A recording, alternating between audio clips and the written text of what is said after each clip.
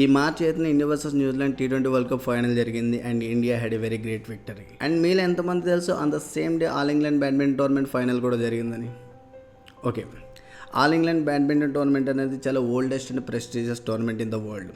వేరే రకంగా చెప్పాలంటే వింబిల్డన్ ఆఫ్ ద బ్యాడ్మింటన్ అని కూడా చెప్పొచ్చు. ఈ టోర్నమెంట్ కండక్ట్ చేస్తూ ఆల్మోస్ట్ 130 years అవుతుంది. బట్ ఇప్పుడు వచ్చి ఓన్లీ 2 ఇండియన్ బ్యాడ్మింటన్ ప్లేయర్స్ మాత్రమే ఈ టైటిల్ గెలుచుకున్నారు. ఒకటి ప్రకాష్ పదుకునే 1980లో గెలుచుకున్నారు, అదే దీపికా పదుకునే వాళ్ళ ఫాదర్. 2 పుల్లెల గోపిచంద్. దీని తర్వాత ఏ ఇండియన్ ప్లేయర్ కూడా ఈ టోర్నమెంట్ గెలుచుకోలేదు.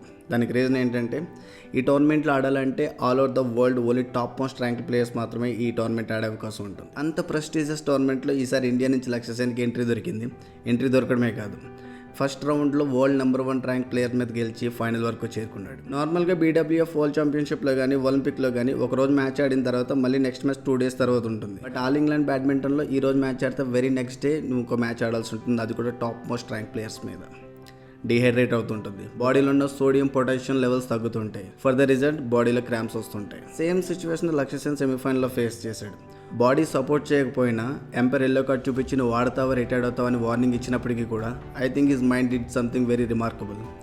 ఈ పెయిన్స్ అన్ని కూడా ఓవర్కమ్ చేసి చాలా టఫ్ మ్యాచ్ ఆడి 2-1 తేడాతో గెలిచి ఫైనల్కి వెళ్ళాడు. ఇంత ప్రెస్టీజియస్ టోర్నమెంట్లో ఇంత బాగా పర్ఫామ్ చేసి ఇండియాకి వచ్చిన తర్వాత ఆయనకి సరైన ప్రోటోకాల్ లేదు. Just friends and family members చాలా నార్మల్గా రిసీవ్ చేసుకున్నారు. దీనికి ప్రాబ్లం ఏంటంటే క్రికెట్కు ఉన్నంత మంచి పిఆర్ లేదు, క్రికెట్కు ఉన్నంత ప్రమోషన్ లేదు, క్రికెట్కు ఉన్నంత బెస్ట్ బ్రాడ్కాస్టింగ్ సిస్టమ్ కూడా లేదు. బట్ ఇండియాకి వరల్డ్ వైడ్ పేరు తీసుకొచ్చే స్పోర్ట్లో క్రికెట్తో పాటు బ్యాడ్మింటన్ కూడా టాప్ ప్లేస్లో ఉంది. బట్ గవర్నమెంట్ క్రికెట్కి ఇచ్చేంత ఇంపార్టెన్స్ బ్యాడ్మింటన్ ఖచ్చితంగా ఇవ్వట్లేదని చెప్పొచ్చు.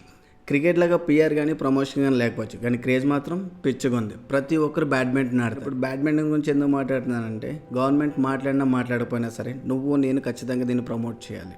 ఎందుకంటే ఇండియాకి రిప్రజెంట్ చేసే బ్యాడ్మింటన్ ప్లేయర్స్లో మన తెలుగు వాళ్ళు తెలుగు స్టేట్లో ట్రైన్ అవుతున్న ప్లేయర్స్ చాలామంది ఉన్నారు. మన కిడాంబి శ్రీకాంత్ కానీ PV సింధు కానీ, అంతెందుకు డబుల్స్లో దుమ్ము రెగ్గొడుతున్న మన రంకిరెడ్డి, అదే మన అమలాపురం అబ్బాయి, మీలో ఎంతమంది తెలుసు, వీళ్ళే ఉన్నారు. ఖచ్చితంగా మనం ఈ స్పోర్ట్ని ప్రమోట్ చేయాలి. సో క్రికెట్ ఒకదానికే కాదు, బ్యాడ్మింటన్ కూడా ఈ రెస్పెక్ట్ ఖచ్చితంగా దక్కాలి. నీ దగ్గర నుండి, గవర్నమెంట్ దగ్గర నుంచి కూడా.